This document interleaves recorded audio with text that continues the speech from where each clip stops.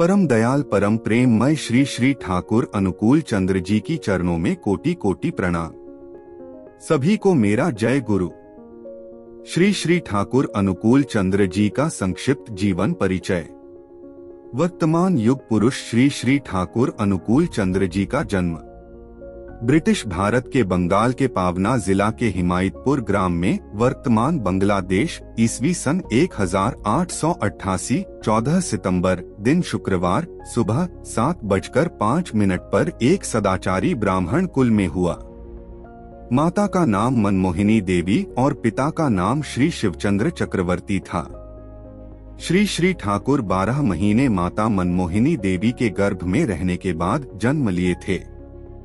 जन्म के समय रोए नहीं थे बल्कि मुस्कुराए थे। किसी सन्यासी की भांति सिर मुंडा हुआ था, जो कि आज के वैज्ञानिक युग के लिए एक चमत्कार से कम नहीं था।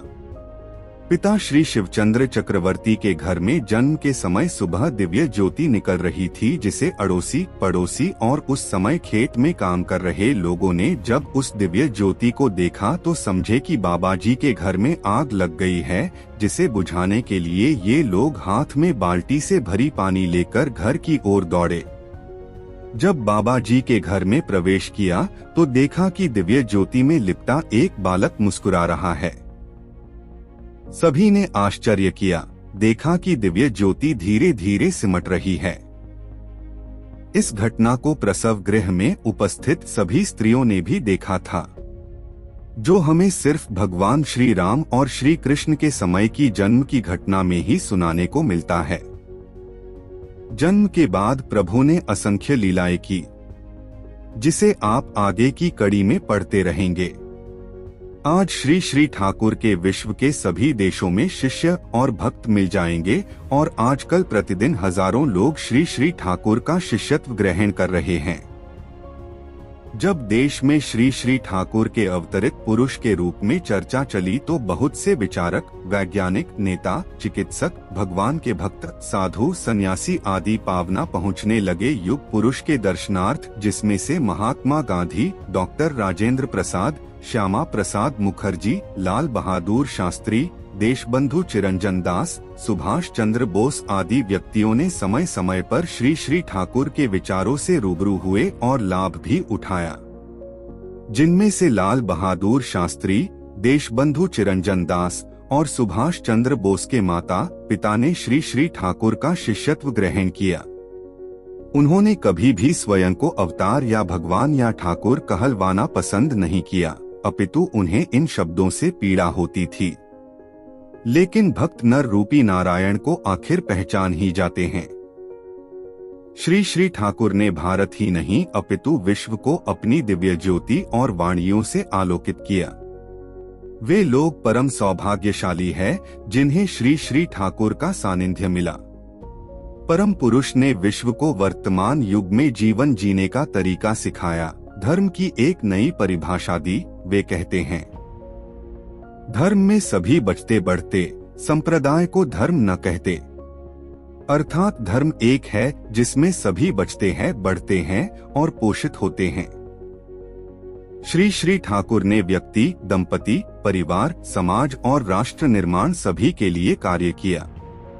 उन्होंने अपने शिष्यों को इसे इष्ट कार्य बताया। इनके असंख्य शिष्य तन, मन, धन से इस इष्ट कार्य में लगे हुए हैं। उन्होंने पहला सत्संग आश्रम हिमायतपुर पावना में स्थापित किया।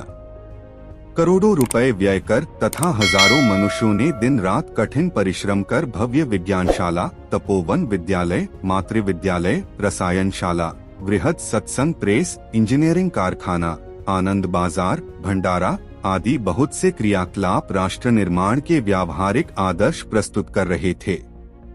परंतु त्रिकालदर्शी प्रभु को देश की अमंगल का चित्र आपके पारदर्शी मस्तिष्क में अंकित हो गया।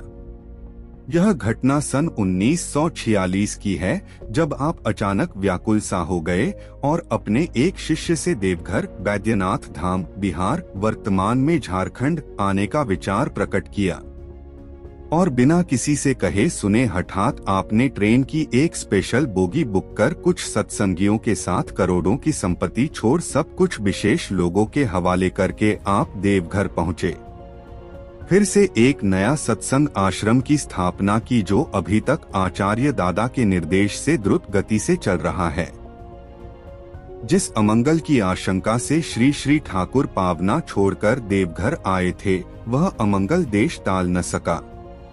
1 साल बाद पूरे बंगाल में और देश में दंगा मार काट हुआ, देश का विभाजन हुआ, जिसे सारे देश ने देखा।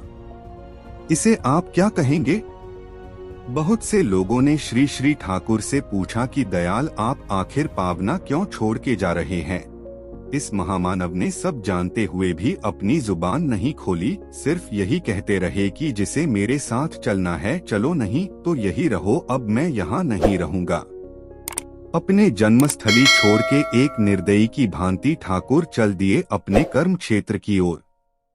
आज के लिए वीडियो बस इतना ही, फिर मिलेंगे अगली वीडियो में। आशा करता हूँ वीडियो अच्छा लगा हो। अगर वीडियो अच्छा लगा तो ज्यादा से ज्यादा शेयर करें और सब्सक्राइब करें।